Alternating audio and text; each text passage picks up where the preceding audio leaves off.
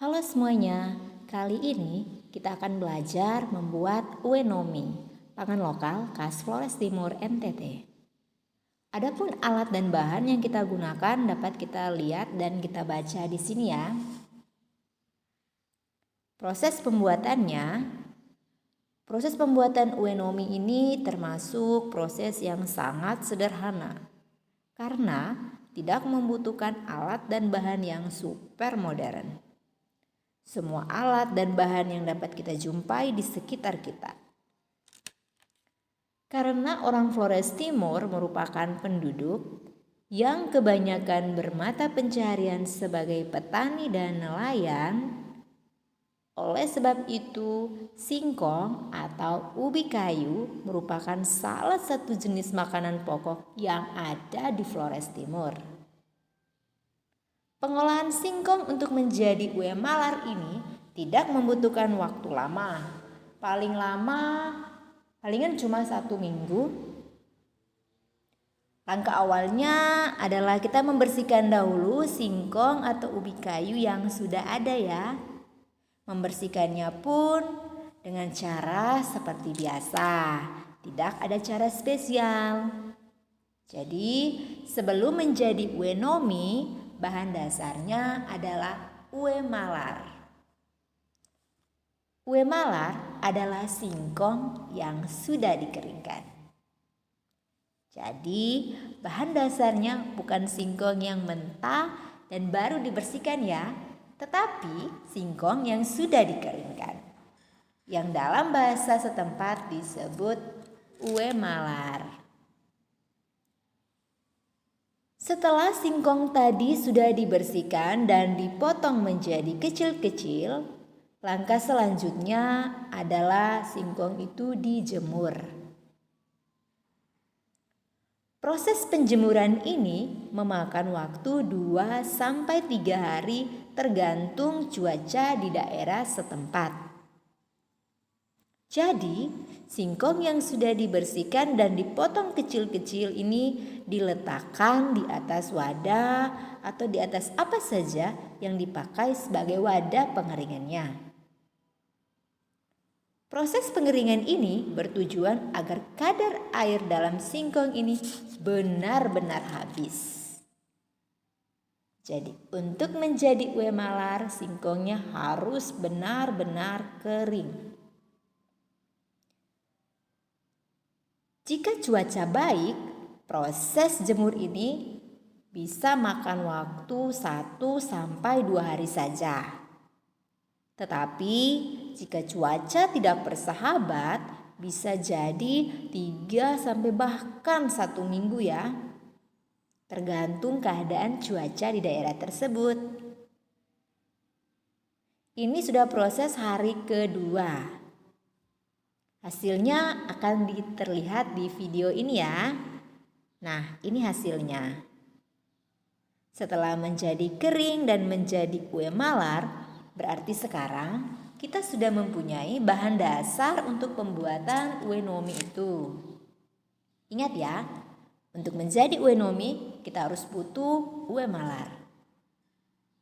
Kata ue yang dari tadi kita dengar dalam video ini berarti ubi. Ue adalah bahasa lama Holot dari bahasa Indonesia ubi. Bahasa lama Holot adalah bahasa daerah di Kabupaten Flores Timur.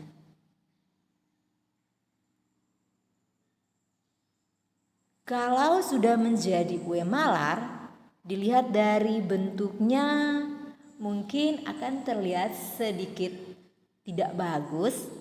Tetapi dalam masyarakat setempat, kue malar ini selain menjadi bahan dasar uenomi, bisa juga langsung dikonsumsi dengan cara direbus, kemudian dimakan dengan parutan kelapa ataupun dimakan dengan gula air.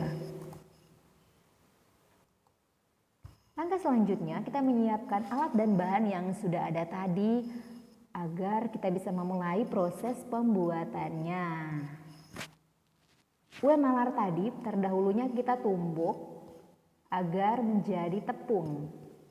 Jadi proses penumbukan di sini masih menggunakan alat tradisional yaitu alu dan lesung yang biasa dipakai oleh masyarakat setempat untuk menumbuk bahan makanan ataupun bahan-bahan lain yang dipakai atau yang diproses untuk membuat sesuatu.